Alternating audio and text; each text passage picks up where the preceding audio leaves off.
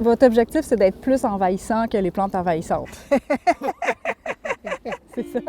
Avant, c'était juste des fragmites ici. Maintenant, vous voyez presque aucun fragmite.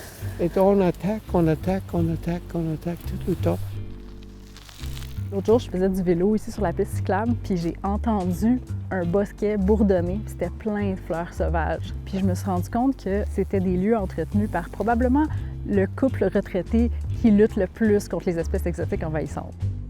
Nous avons un projet citoyen qui est approuvé par la ville de Verdun. On essaye d'enlever les choses non indigènes, invasives, et les remplacer par des choses indigènes qui nourrissent la chaîne alimentaire, commençant par les insectes. On sait que les espèces exotiques envahissantes, comme le phragmite, prennent toute la place par rapport à la biodiversité locale. Et ça, c'est nuisible. Mais elles peuvent aussi nuire aux oiseaux. On était amateurs ornithologues et on remarquait à chaque année, depuis 20 ans, 25 ans, les montants d'oiseaux diminuaient. Et tu sais, on s'habitue à ce qu'on voit. Et quand on est jeune, on voit seulement le monde comme il est maintenant, pas comme le monde il y avait 20 ans.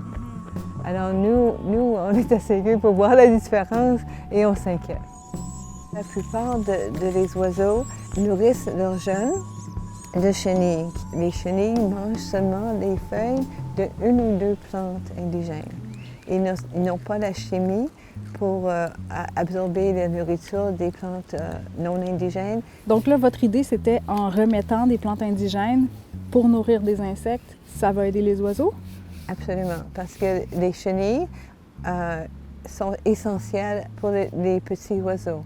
Alors, la chenille, elle a tout le gras, la protéine, les carbohydrates et la seule source d'eau que les petits ont. Ah ouais! Alors, c'est un fast-food. 2 personnes âgées pour faire tout ça. Imaginez si tout le monde s'y met, là. Oui, Okay. oui.